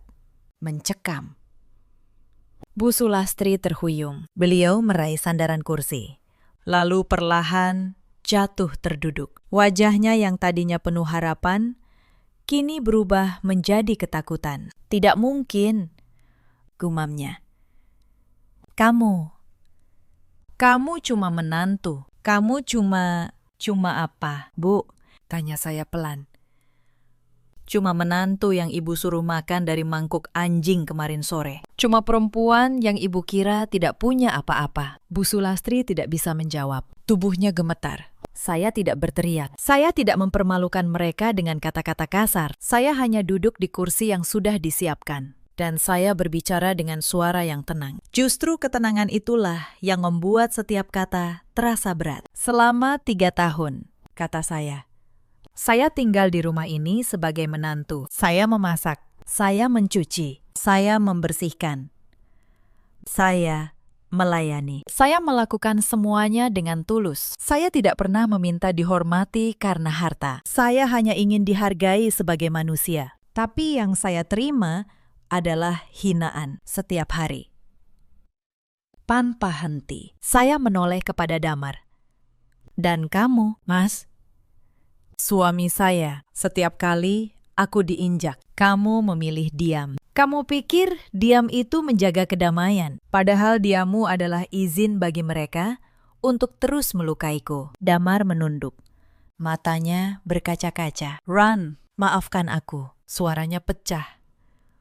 Aku tidak tahu. Aku tidak pernah tahu kamu. Itulah masalahnya. Mas, potong saya lembut. Kamu baru menyesal sekarang. Bukan karena kamu sadar telah menyakitiku, tapi karena kamu baru tahu siapa aku sebenarnya. Seandainya aku benar-benar perempuan miskin seperti yang kalian kira, apakah penyesalan itu akan datang? Tidak. Kalian akan terus meninjakku sampai aku habis. Tidak ada yang bisa membantah. Karena setiap kata yang saya ucapkan adalah kebenaran yang selama ini mereka kubur dalam-dalam. Para kerabat yang kemarin ikut menertawakan saya, kini menunduk malu. Mereka adalah orang-orang yang sehari sebelumnya menyaksikan saya disuruh makan dari mangkuk anjing dan tidak satupun dari mereka membela. Kini mereka duduk membisu, tidak berani menatap saya. Salah seorang dari mereka, seorang bibi yang kemarin tertawa paling keras, berusaha tersenyum kepada saya. Tapi senyum itu canggung dan saya hanya membalasnya dengan tatapan datar. Bu Sulastri masih terduduk di lantai. Beliau mencoba bangkit, tapi kakinya lemas. Rena membantu beliau berdiri, tapi tangan Rena pun gemetar. Seluruh keangkuhan yang selama 3 tahun mereka tunjukkan kepada saya kini runtuh dalam hitungan menit. Bukan karena saya menghancurkannya, tapi karena keangkuhan itu memang dibangun di atas kesalahan mereka sendiri. Saya mengambil segelas air yang ada di meja, lalu meminumnya pelan. Saya membiarkan keheningan itu berlangsung beberapa saat. Saya ingin mereka merasakan, sedikit saja, bagaimana rasanya berdiri tak berdaya di hadapan orang lain. Persis seperti yang saya rasakan setiap hari selama 3 tahun. Saya tidak datang ke sini untuk membalas dendam, kata saya akhirnya, memecah keheningan. Kalau saya mau, saya bisa membiarkan keluarga ini jatuh begitu saja. Saya tinggal berkata tidak, dan utang kalian akan menelan kalian hidup-hidup. Tapi itu bukan saya. Saya bukan orang seperti kalian. Bu Sulastri mencoba mengubah nada bicaranya. Suaranya yang tadi keras, kini berubah menjadi lembut, hampir memohon. Aruna, nak, ibu minta maaf. Ibu hilaf. Ibu tidak bermaksud apa-apa. Kita ini kan keluarga. Tolong, nak, bengkel ini. Tolong selamatkan keluarga ini. Saya menatapnya. Saya melihat air mata mulai menggenang di matanya. Tapi saya tahu, air mata itu bukan karena penyesalan. Air mata itu karena ketakutan akan kehilangan harta. Bu, kata saya, kemarin, ketika saya hampir pingsan karena lapar, saya hanya meminta sepiring nasi. Sepiring nasi, Bu. Dan ibu menyuruh saya makan dari mangkuk anjing di depan banyak orang. Tidak ada satupun dari kalian yang membela saya. Saya berhenti sejenak. Sekarang ibu menyebut kata keluarga. Di mana kata itu kemarin? Di mana kata itu selama 3 tahun ini? Bu Sulastri tertunduk. Tidak ada jawaban. Rena, yang sejak tadi diam karena syok, mencoba bicara. Mbak Aruna, aku juga minta maaf. Aku cuma ikut-ikutan ibu. Aku tidak. Kamu tidak hanya ikut-ikutan, Rena, kata saya, tenang. Kamu menikmatinya. Setiap kali aku dihina, kamu yang paling keras tertawa. Kemarin pun begitu, tapi tidak apa-apa. Aku tidak datang untuk membalas tawa kalian dengan tawa. Aku datang untuk menyelesaikan sesuatu, lalu pergi. Saya menoleh kepada Pak Bram. Pak Bram, tolong jelaskan keputusan saya. Pak Bram berdiri. Atas nama perusahaan, kami memutuskan untuk membatalkan rencana pembelian aset ini. Kami menarik diri dari pertemuan ini. Dengan demikian, keluarga ini bebas mencari pembeli lain sesuai keinginan mereka sendiri. Wajah Bu Sulastri semakin pucat. Membatalkan pembelian berarti mereka harus mencari pembeli lain. Dan tidak ada jaminan ada pembeli yang mau membayar dengan harga layak. Beban utang mereka tetap menggantung. Tapi kemudian saya mengangkat tangan. Tunggu. Pak Bram, ada satu hal lagi. Saya menatap Bu Sulastri. Saya tidak akan membeli bengkel ini. Tapi saya juga tidak akan membiarkan keluarga ini hancur sepenuhnya. Bukan demi ibu, bukan demi Rena. Tapi karena saya tidak ingin menjadi seperti kalian. Saya tidak ingin membalas kejahatan dengan kejahatan. Saya mengeluarkan sebuah amplop dari tas saya, lalu meletakkannya di meja. Di dalam amplop ini ada nama seorang kenalan saya, seorang pengusaha yang jujur. Beliau bersedia membeli bengkel ini dengan harga yang adil, cukup untuk melunasi utang kalian. Hubungi beliau. Itu adalah pemberian terakhir saya kepada keluarga ini. Setelah ini, tidak ada lagi hubungan apapun di antara kita. Bu Sulastri menatap amplop itu dengan tangan gemetar. Beliau tidak menyangka setelah semua yang ia lakukan. Perempuan yang ia hina justru memberinya jalan keluar. Kenapa? Bisik Bu Sulastri. Kenapa kamu masih menolong kami? Saya berdiri. Saya merapikan jas saya. Karena saya ingin ibu mengingat satu hal selama sisa hidup ibu. Kata saya. Bahwa perempuan yang ibu suruh makan dari mangkuk anjing adalah perempuan yang akhirnya menyelamatkan ibu dari kehancuran. Saya ingin ibu hidup dengan kenyataan itu. Bukan dengan kebencian saya, tapi dengan rasa malu ibu sendiri. Tidak ada yang bisa berkata-kata. Bahkan Bu Sulastri pun hanya bisa menangis dalam diam. Saya berjalan menuju pintu. Papi Damar mengejar saya. Ia berdiri menghalangi langkah saya. Wajahnya basah oleh air mata. Run, tolong, jangan pergi seperti ini, katanya. Aku tahu aku salah. Aku tahu aku pengecut selama ini, tapi beri aku satu kesempatan lagi. Aku akan berubah. Aku akan membela kamu. Kita bisa pindah dari rumah ini. Hidup berdua saja. Kumohon. Run. Saya menatapnya lama. Pria yang dulu saya cintai dengan sepenuh hati. Pria yang dulu saya bayangkan akan menua bersama saya. Mas, kata saya pelan. Kamu tahu kapan aku berhenti mencintaimu? Bukan kemarin. Saat aku disuruh makan dari mangkuk anjing, aku berhenti mencintaimu jauh sebelum itu. Setiap malam aku menangis sendirian, dan kamu tidur nyenyak di sampingku. Tanpa pernah bertanya apa yang aku rasakan. Cinta itu mati pelan-pelan. Mas, dan saat ia mati, tidak ada kesempatan kedua yang bisa menghidupkannya kembali. Tapi aku berjanji. Janji. Potong saya lembut. Kamu sudah pernah berjanji, Mas, di hari pernikahan kita. Kamu berjanji akan menjaga dan melindungiku. Janji itu kamu langgar setiap hari, selama 3 tahun. Kenapa aku harus percaya janji yang baru? Damar terdiam. Ia tidak punya jawaban. Aku tidak membencimu. Mas, lanjut saya.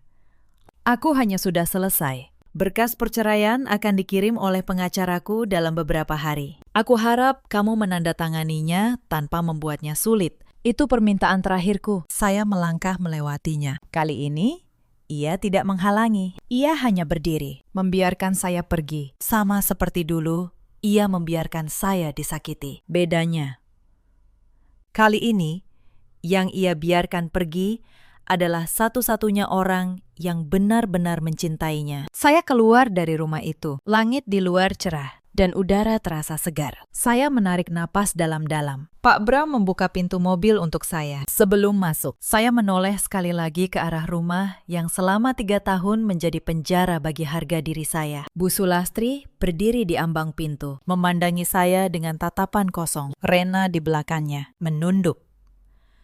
Damar di teras, berdiri sendirian. Tidak mengejar, tidak memohon lagi, hanya menatap. Karena akhirnya ia mengerti ada kesalahan yang bisa dimaafkan, tetapi tidak bisa diperbaiki. Saya masuk ke mobil, pintu tertutup perlahan, dan mobil mulai bergerak, membawa saya menjauh dari masa lalu yang menyakitkan itu. Untuk selamanya. Beberapa bulan kemudian, hidup saya berubah jauh lebih tenang. Saya kembali sepenuhnya memimpin perusahaan yang diwariskan ayah saya. Saya kembali bertemu banyak orang. Saya kembali tertawa.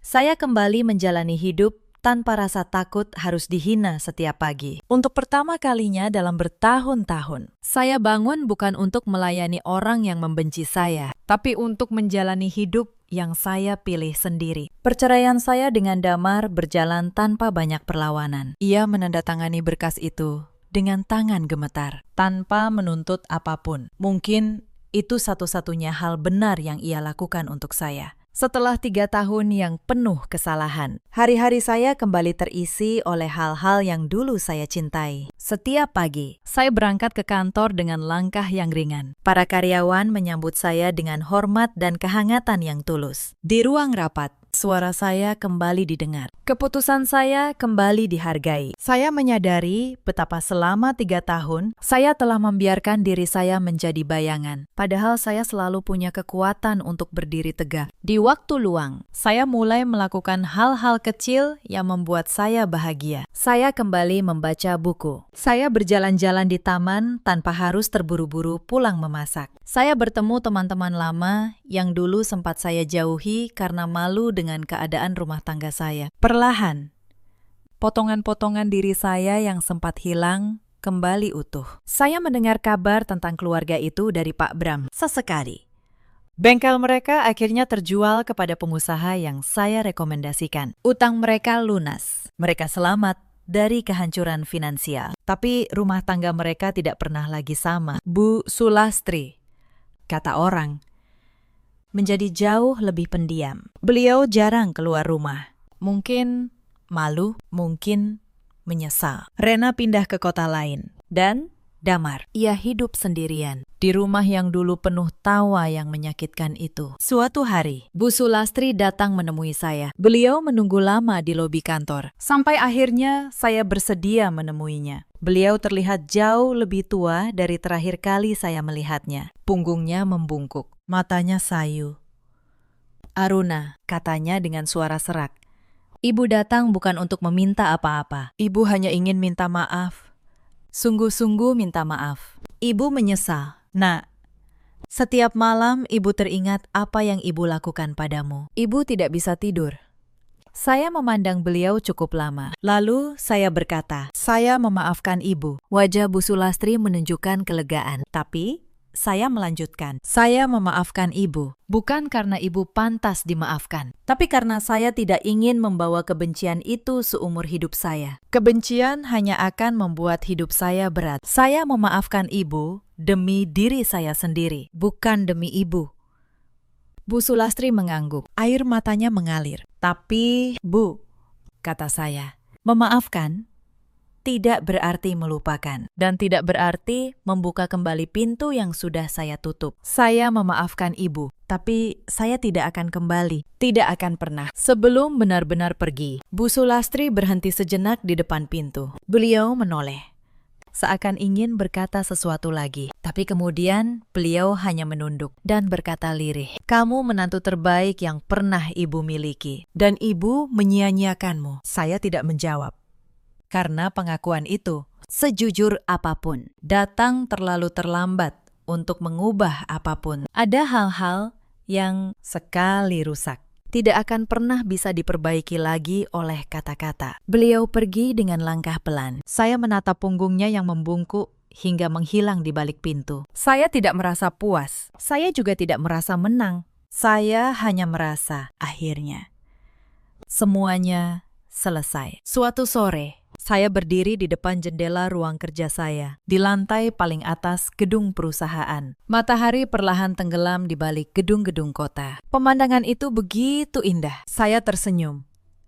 Lalu saya teringat satu pelajaran paling berharga dari semua yang pernah terjadi. Cerita ini mengajarkan satu hal. Jangan pernah merendahkan seseorang hanya karena ia terlihat sederhana. Karena tidak semua orang menunjukkan nilai dirinya kepada dunia. Dan jangan pernah menganggap kesabaran sebagai kelemahan. Sebab orang yang paling sabar sekalipun pada akhirnya bisa memilih untuk pergi. Dan ketika itu terjadi, penyesalan sering datang jauh setelah semuanya terlambat. Di luar sana, ada banyak perempuan yang seperti saya dulu. Mereka bertahan dalam rumah yang tidak pernah menghargai mereka. Mereka menelan hinaan demi menjaga keutuhan keluarga yang sebenarnya sudah retak sejak lama. Mereka mengira mengalah adalah kebaikan. Padahal kadang mengalah hanya memberi izin bagi orang lain untuk terus melukai. Ada juga banyak suami seperti Damar, suami yang memilih diam, yang mengira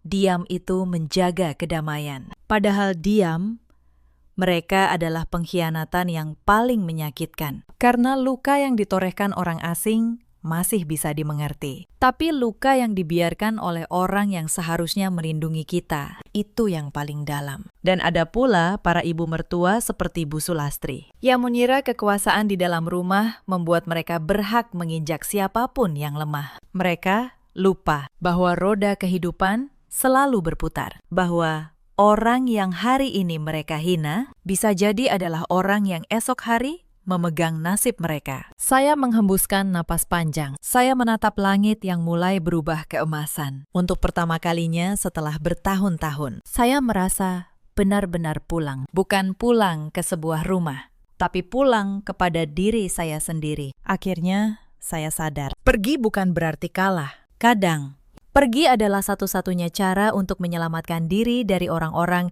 yang tidak pernah menghargai ketulusan kita. Saya memaafkan mereka.